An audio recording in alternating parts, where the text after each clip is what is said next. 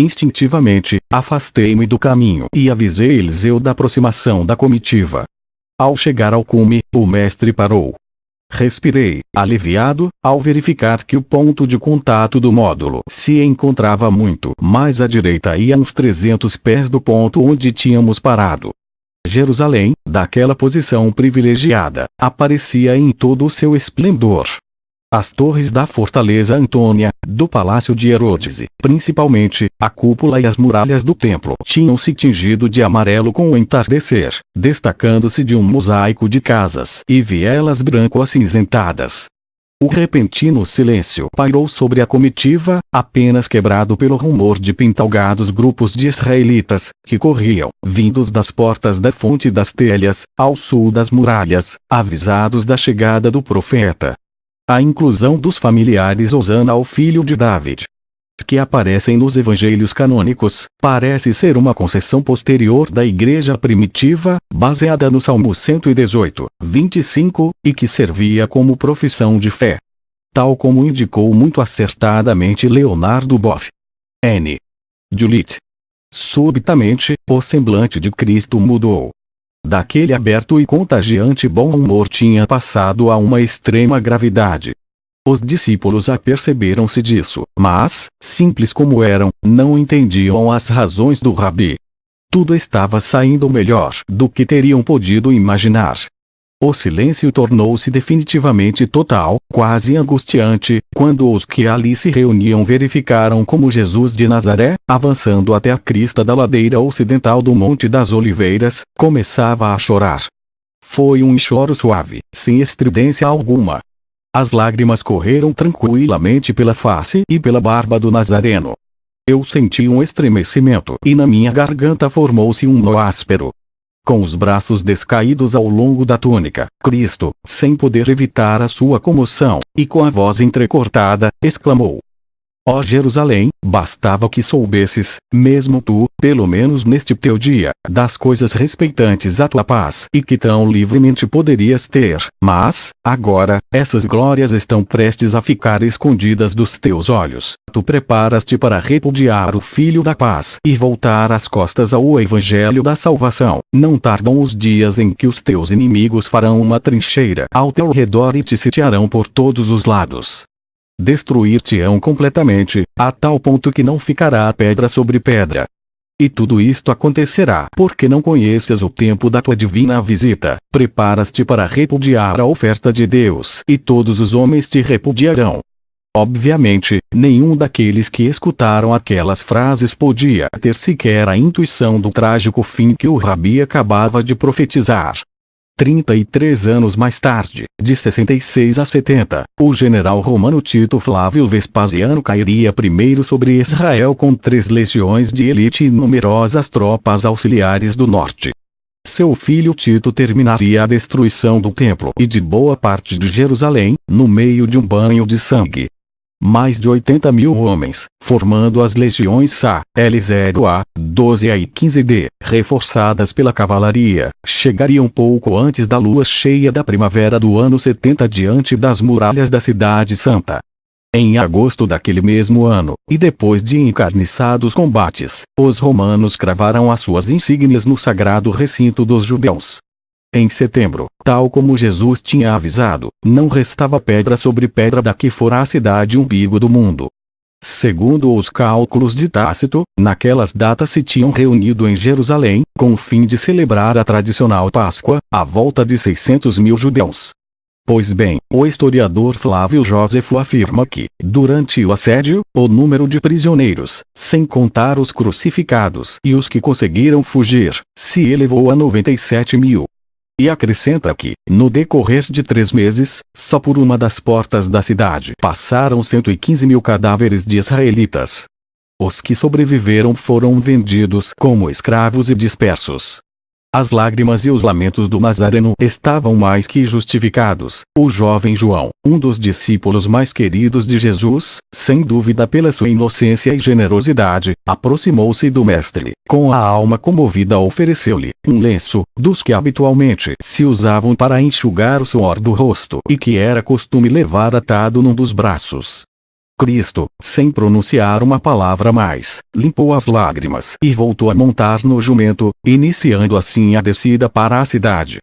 O rio de gente que tínhamos visto de cima subia já a encosta, soando sempre mais alto os seus gritos de alegria. Jesus, fortemente escoltado pelos seus homens, correspondia àquelas manifestações de afeto, avançando sempre com maior dificuldade. O gentio que saía em caudal pelas muralhas de Jerusalém não se contentava só em aclamá-lo de ambos os lados do caminho. Muitos, especialmente os meninos e os adolescentes, faziam remoinho em volta do burrico, obrigando os discípulos a abrir passagem aos empurrões e gritos. Era o delírio. O alvoroço entusiasmara de tal modo os hebreus da cidade e dos acampamentos montados à sua volta que, dali a pouco, quando a comitiva tentava passar por baixo do arco da porta da fonte, no vértice sul de Jerusalém, um grupo de fariseus e levitas, alertados pelo tumulto, e que, segundo os indícios, saía precipitadamente com a ideia de prender o impostor, fez a sua aparição entre a multidão. Os guardas do templo, armados com espadas e maças, permaneceram na expectativa, esperando pela ordem dos sacerdotes. Mas o entusiasmo e o clamor daqueles milhares de judeus eram tais que tiveram de pensar com mais calma e, prudentemente, deixaram passar Jesus e os seus adeptos. O rabi, com uma invejável astúcia, evitara sua tumultuosa entrada pela zona norte-oriental de Jerusalém. Do cume do Monte das Oliveiras, a entrada na Cidade Santa fora muito mais rápida, passando o leito seco do Cedro e penetrando pela chamada Porta Probática ou pela do Oriente, no lado oriental das muralhas. Aquela manobra, no entanto, tinha em si um perigo latente: passar muito perto da Fortaleza Antônia, sede e quartel-general das forças romanas de ocupação. Por outro lado, ao planejar a entrada triunfal pela zona mais meridional, Jesus via-se obrigado a passar por algumas das ruas mais populosas da parte baixa e velha da capital. Ainda que também nunca chegasse a perguntar-lhe, ao contemplar aquela imponente manifestação do povo judeu, feita a Jesus, tive a certeza de que o Mestre quis encaminhar os seus passos para aquele setor de Jerusalém, precisamente com uma dupla intenção: permitir assim um mais prolongado e caloroso acolhimento que, de passagem, o protegeria e aos seus homens contra a ordem de captura passada pelo Sinédrio. Aquela explosão foi tão sincera e clamorosa que, como já mencionei, os sacerdotes não se atreveram a consumar a decisão tomada. Ao entrar nas ruas de Jerusalém, a multidão tornou-se tão expressiva que muitos jovens e mulheres, ao chegarem ao Roseiral, único jardim permitido na Cidade Santa, arrancaram dezenas de flores, lançando-as à passagem de Cristo.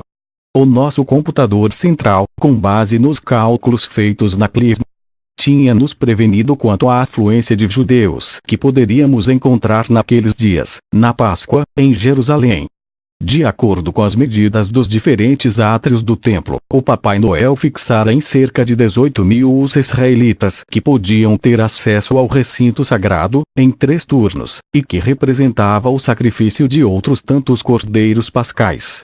Tendo em conta que cada vítima podia ser consumida por uma média aproximada de 10 pessoas, isso significava um volume de uns 180.000 assistentes à festa. Destes, 20.000 eram habitantes da própria cidade de Jerusalém e talvez 5 ou 10.000 mais estivessem acampados fora das muralhas. Em suma, os peregrinos chegados naqueles dias à Cidade Santa podiam andar à volta dos 100.000 ou 125.000.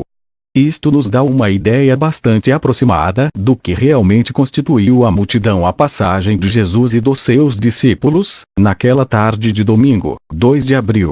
N. Do L1. Aquele gesto enfureceu os perturbados espíritos dos fariseus e escribas que tinham vindo ao encontro do impostor, e alguns, os mais audazes, abriram caminho a cotoveladas e empurrões, cortando a passagem ao Nazareno. Elevando as vozes por cima do tumulto, os sacerdotes gritaram a Jesus: Mestre, deverias repreender os teus discípulos e exortá-los a que se portem com mais decoro. Mas o rabi, sem perder a calma, respondeu-lhes: É conveniente que esses meninos acolham o Filho da Paz, que os sacerdotes principais repeliram. Seria inútil mandá-los calar. Se assim fizesse, no seu lugar poderiam falar as pedras da calçada.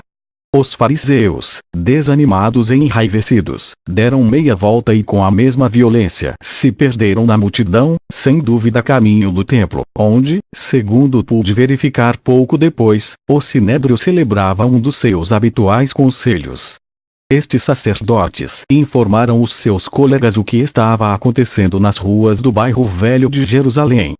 José de Arimateia, membro deste sinédrio e bom amigo de Jesus, relataria na manhã seguinte a André e aos outros apóstolos como os fariseus tinham entrado de rostos transtornados na sala das pedras talhadas, lugar das sessões do sinédrio, exclamando: "Olhai, tudo o que fazemos é inútil. Fomos confundidos por esse Galileu. As pessoas ficaram loucas por ele. Se não determos esses ignorantes, todas as pessoas o seguirá." A triunfal comitiva prosseguiu a sua marcha pelas estreitas e íngremes vielas da cidade. As pessoas assomavam às janelas ou saudavam-no dos terraços e muitos, que, na realidade, viam o Nazareno pela primeira vez, perguntavam: "Quem é este homem?" A própria multidão e os discípulos se encarregavam de responder gritando: "Este é o profeta da Galileia, Jesus de Nazaré." Pelas 13h30 ou 4 da tarde, chegamos à longa parede oeste do hipódromo.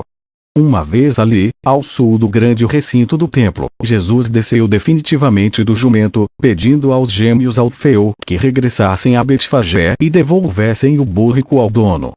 Atraídos pela incessante gritaria dos judeus, alguns dos membros do sinédrio apareceram entre os altos arcos do aqueduto que unia o vértice sul-ocidental do templo à zona alta da cidade, contemplando atônitos como a multidão solicitava, gritando que Jesus falasse e fosse proclamado rei.